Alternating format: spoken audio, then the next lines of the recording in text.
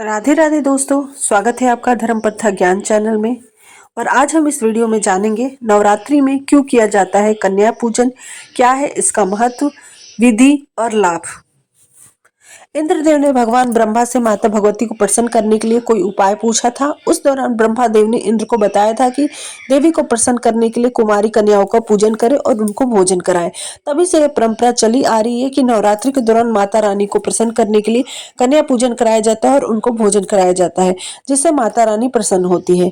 वैसे तो कुछ लोग नवरात्रि के दौरान हर दिन ही कन्या पूजन कराते हैं, लेकिन दुर्गा अष्टमी और नवमी के दिन इसका विशेष महत्व होता है।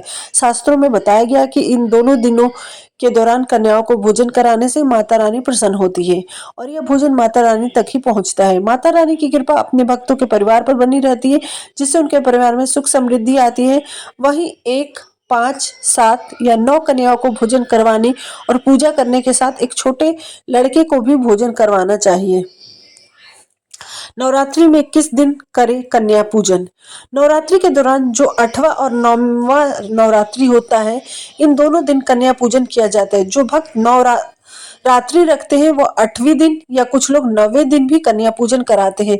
शास्त्रों में बताया गया कि कन्या पूजन के लिए दुर्गा अष्टमी का दिन सबसे ज्यादा शुभ माना जाता है।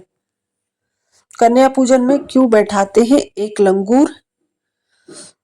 कन्या पूजन में लंगूर को इसलिए बैठाया जाता है क्योंकि लंगूर बालक भैरव का रूप माने जाते हैं, इसलिए उन्हें कन्याओं और माता का रक्षक माना जाता है। कहते हैं कि जहाँ भैरव विराजमान होते हैं वहां हो रहे शुभ कार्यों में कोई विघ्न नहीं पड़ता, क्योंकि भैरव सभी नकारात्मक शक्तियों से लड़ते हैं और देवी स्थान की रक्षा करते हैं।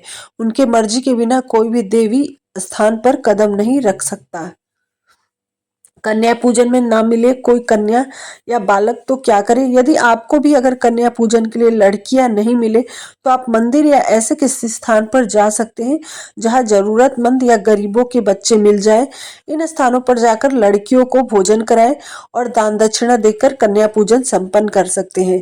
बालक ना मिले तो आप बटुक भैरव की जगह एक गुड्ढे की पूजा कर सकते हैं। पूजा के बाद गुड्डे और बटुक को चढ़ाया गया सारा सामान किसी बच्चे को दान कर दे।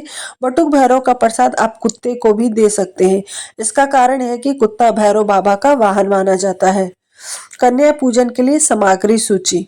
स्वच्छ आसन, बैठने के लिए, पैर धोने के लिए जल, तिलक लगाने के लिए लोली और अक्षत, चुनरी, यदि संभव हो कलश जल से भरा हुआ, दीपक, घी या तेल का, रोली, कुमकुम, हल्दी, अक्षत, मौली, पुष्प और फूलों की माला, अगरबत्ती या धूप, हलवा, चना की सब्जी, पूड़ी, मिठाई, दक्षिणा, चूड़ी, बिंदी, रिबन जो कि वैकल्पिक है, रुमाल या वस्त्र, ये सब यदि संभव हो तो।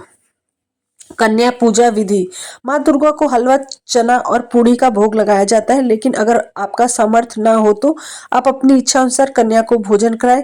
भोजन समाप्त होने पर कन्या को अपने सामर्थ्य के अनुसार दक्षिणा अवश्य दें, क्योंकि दक्षिणा के बिना दान अधूरा रहता है। यदि आप चाहते हैं तो कन्या को अन्य कोई भेंट भी दे सकते हैं। अंत में कन्या के जाते समय पैर छूकर उनका आशीर्वाद लें और देवी माँ को प्रसन्न करते हुए कन्या भोजन के समय हुई किसी भी भूल के लिए क्षमा मांगे। ऐसा करने से देवी माँ प्रसन्न होती है और भक्तों के सभी कष्ट दूर होते हैं। कन्या पूजन की विधि। माता के मंत्रों का जाप करें और कन्याओं को देवी स्वरूप मानकर पूजा करें। इन मंत्रों का जाप करें। या देवी सर्वभूतेषु कन्या रूपेण समस्थिता, नमस्तस्यै नमस्तस्यै नमस्तस्यै नमो नमः। ओम श्री दुर्गाय नमः। ओम श्री कुमराय नमः। ओम श्री त्रिगुणात्माय नमः। कन्या पूजन विधि। स्वच्छ स्थान पर एक चौकी रखें, उस पर लाल या पीला कपड़ा बिछाएं, माँ दुर्गा की प्रतिमा या चित्र स्थापित करें और दीप प्रज्वलित करें। कन्याओं को स्वच्छ आसन पर बैठाएं। सबसे पहले कन्याओं के पैर धोकर उन्हें तिलक लगाएं। अब सारी कन्याओं के माथे पर कुमकुम का टीका लगाएं, मौली बांधें और पुष्प अर्पित करें। उनके चरण स्पर्श कर आशीर्वाद लें। 3 से 10 वर्ष की कन्याओं को पूजन के लिए आमंत्रित करें। 9 कन्याओं होना श्रेष्ठ माना जाता है, लेकिन जितनी संभव उतनी कन्याओं को बुलाएं। एक बालक को भी शामिल करें जो भगवान भैरव का स्वरूप माना जाता है। कन्या पूजन के दिन घर आई कन्याओं का सच्चे मन से स्वागत करें। मान्यता है कि इससे देवी माँ प्रसन्न होती है। नवरात्रि के दौरान कन्या पूजन करने से आपको माता की कृपा प्राप्त होती है। कन्या पूजन से आपके घर में सुख समृद्धि आती है और घर में कलह क्लेश दूर होते हैं। माता के आशीर्वाद से आपकी मनोकामना पूर्ण होती है। दुर्गा सप्तशती में भी इस बात का उल्लेख मिलता है। माँ दुर्गा की पूजा से बाद कन्या पूजन करना चाहिए, क्योंकि ये नारी शक्ति और सृजन की शक्ति का प्रतीक होती है। इसलिए नवरात्रि में कन्या पूजन कर उन्हें सम्मान देने से माँ दुर्गा की कृपा प्राप्त होती है और घर परिवार में सुख समृद्धि आती है। कन्या पूजन के बाद करें ये दान: श्रृंगार की सामग्री, लाल वस्त्र, अन्न, धन और चांदी के सिक्का आदि का दान करना बहुत ही उत्तम माना जाता है। ऐसी मान्यता है कि कन्या पूजन के बाद कुछ दान अवश्य करना चाहिए। इससे घर में बरकत बनी रहती है। इसके साथ ही घर के अन्न और धन में वृद्धि होती है। ऐसा माना जाता है कि दान के बाद ही कन्या पूजन का पूर्ण फल प्राप्त होता है। इसलिए इस मौके पर दान पुण्य अवश्य करना चाहिए। कन्या पूजन के दौरान ना करें ये गलतियां: पूजा स्थल और भोजन पकाने की जगह को स्वच्छ रखें, स्वयं भी स्नान करें, शुद्ध वस्त्र धारण करें। कन्या पूजन सच्ची श्रद्धा और भक्ति से करें। इसे महज एक रस्म ना समझे, केवल समाज में दिखावे के लिए या फोटो खिंचवाने के उद्देश्य से पूजा ना करें। किसी भी कन्या से रूखा व्यवहार ना करें, उन्हें स्नेह पूर्वक सम्मान दें और प्यार से भोजन कराएं। कन्या पूजा के दौरान परिवार में किसी से झगड़ा ना करें, सकारात्मक ऊर्जा बनाए रखें, तभी माता रानी की कृपा मिलेगी। यदि 9 कन्याएं ना मिले तो जितनी संभव उतनी पूजन करें। कम कन्याओं के पूजन से पूजा अधूरी नहीं होती, भाव ही मुख्य होता है।